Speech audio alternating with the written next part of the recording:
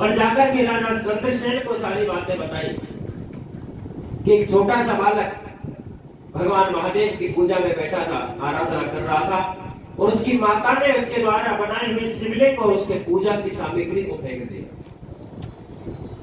महाराज चंद्रसेन ने जब ये बातें सुनी तो ब्राह्मणों के सहित अपने सैनिकों के और ब्राह्मणों के सहित उस बालक के पास में गए, जहां उस बालक ने पार्थिव शिवलिंग का निर्माण किया था।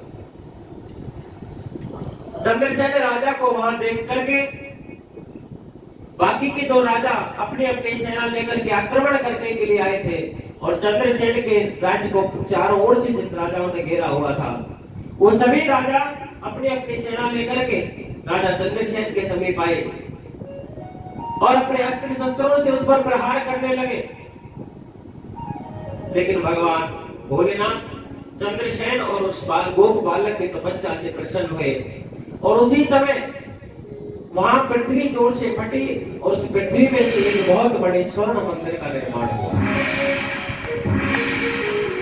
स्वर्ण मंदिर में से भगवान भोलेनाथ प्रकट हुए, और भगवान भोलेनाथ ने प्रकट होकर के राजा चंद्रसेन की रक्षा की, और सारी की सारी सेना को भगवान भोलेनाथ ने अपने मुख से अग्नि प्रकट की, उस अग्नि में जला करके भस्म कर दी।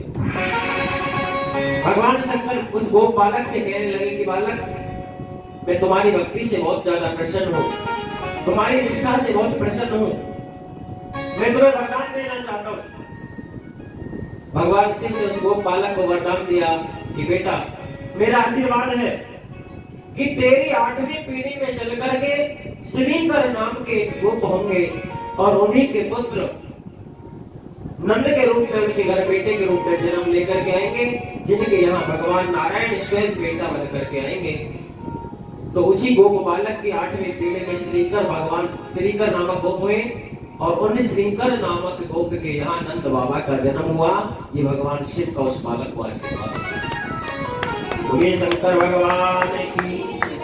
और जहाँ वो स्वर्ण मंदिर प्रकट हुआ, और जहाँ उस मंदिर के अंदर जो महादेव प्रकट हुए, उन्हीं महादेव को महाकाल के नाम से जाना जाता है, जो कि उज्जैन में निवास करते हैं। बोलिए महाकालेश्वर भगवान की जय।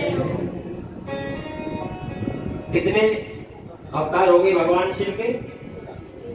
तीसरा हो गया। चौथा अवतार है भगवान शंकर का ओंकारेश्वर महादेव।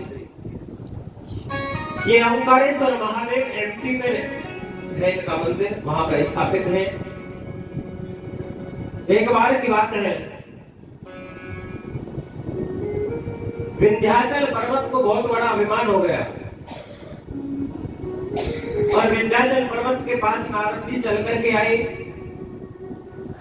तो विंध्याचल पर्वत ने खड़े होकर के नारद जी का स्वागत किया, आगवानी की, और यथाशक्ति श्रद्धा के अनुसार नारद जी को एक उचित आसन पर विराजमान कराया।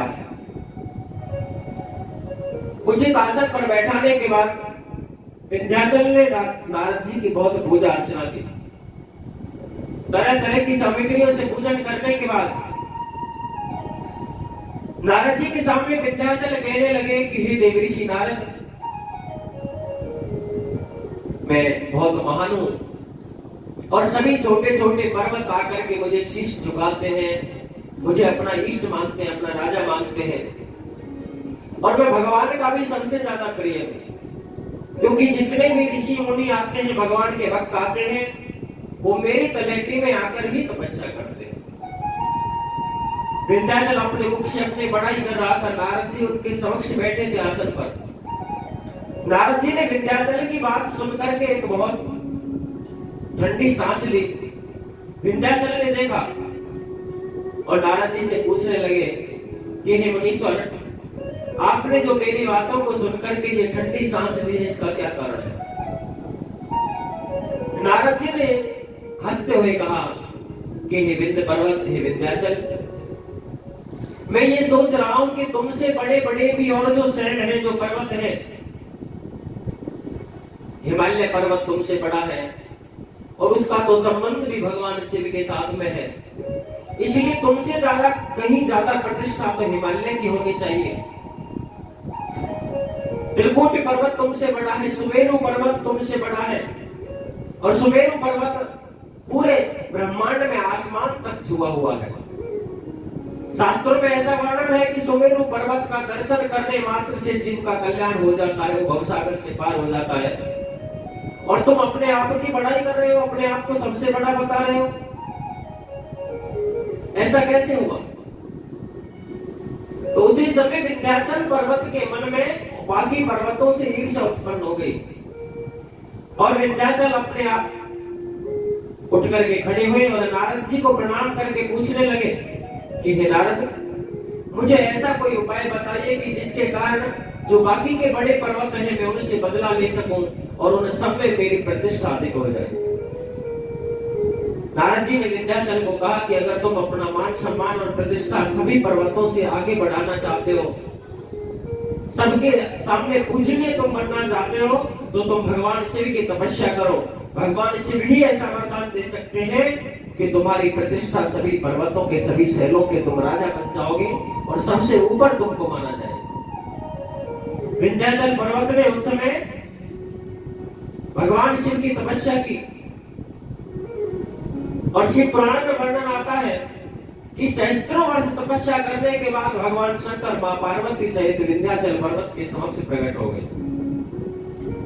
जब भगवान शिव प्रकट हुए तो विंध्याचल हाथ जोड़ करके भगवान शिव की स्तुति करने लगे। भगवान शंकर ने कहा कि मैं तुम्हारी तपस्या से बहुत प्रसन्न हूं, मैं तुम्हें वरदान देना चाहता हूं, वरदान मांगिए। विंध्याचल पर्वत ने कहा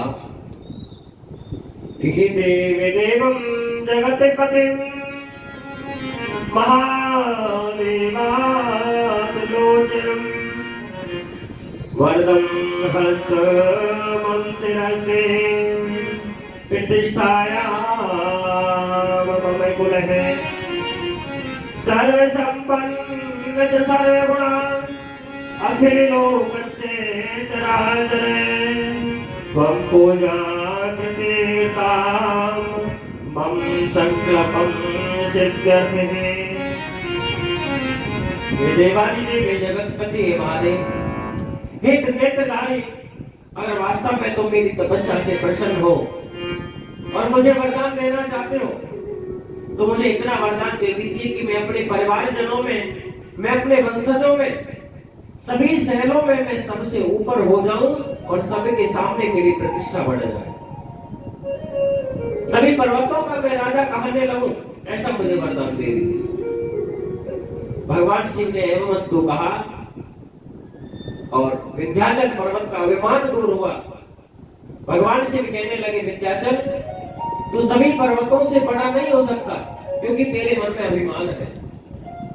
तू छोटा होने पर भी अपने आप को बड़ा मानता है, और जो व्यक्ति अपनी बड़ाई अपने मुख से करता है वो कभी भी सम्मान के योग्य नहीं।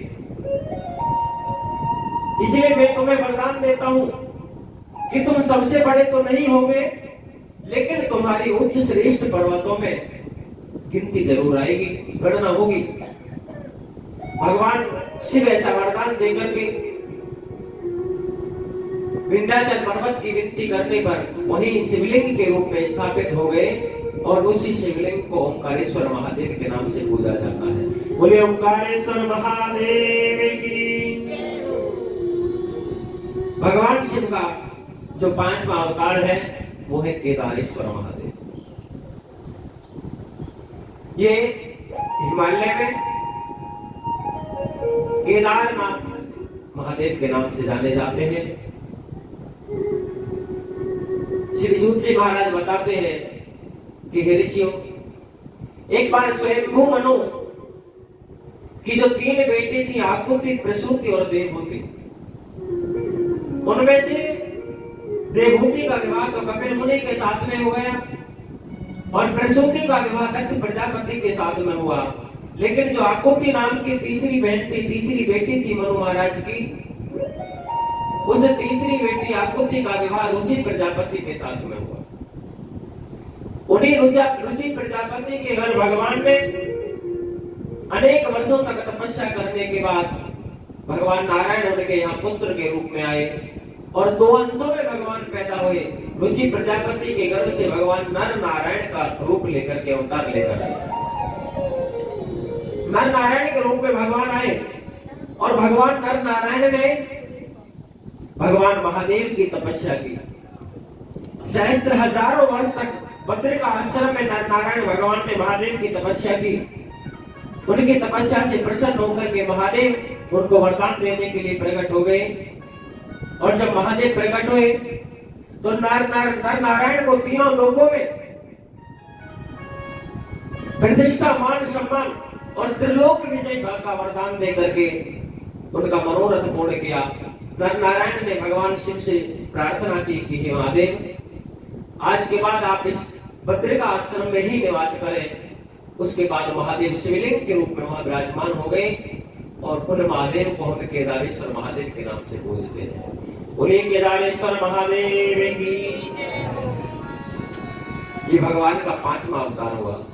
भगवान शिव का जो छठा अवतार है उसे हम भीमाशंकर महादेव के नाम से जानते हैं, भीमाशंकर ज्योतिर्लिंग के नाम से जानते हैं। संत कुमारों से सूत जी महाराज बताते हैं कि एक बार ब्रह्मा जी के मानस पुत्र शनक, सनंदन, सनातन, संत कुमार, ये चारों ऋषि भगवान नारायण का दर्शन करने के लिए विष्णु लोक को गए।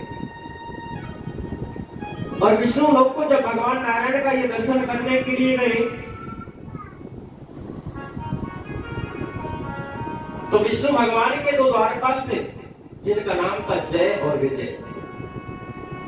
जय और विजय ने जब सनकादिक ऋषियों को आते हुए देखा तो उन्होंने उन ऋषियों को द्वार पर ही रोक दिया और कहा कि अभी हमारे भगवान श्री नारायण विश्राम कर रहे हैं, इसलिए तुम अभी उनका दर्शन नहीं कर सकते।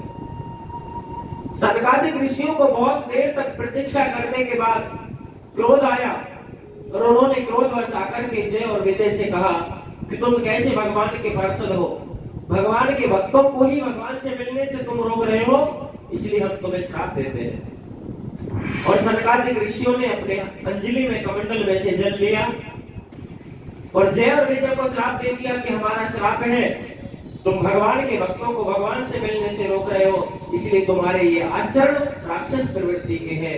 हम तुम्हें श्राप देते हैं कि आज के बाद तुम राक्षस बन जाओगे। ऐसा श्राप पाने के बाद जय और विजय घबराने लगे और मन में कुपित होकर भगवान नारायण के पास में अंदर गए। और जब लोक में उन्होंने प्रवेश किया भगवान नारायण के समक्ष, जय और विजय दोनों ने प्रार्थना की कि हे नाथ, 4 ऋषि द्वार पर आए हैं और हमने उनको आपका दर्शन करने से रोक दिया।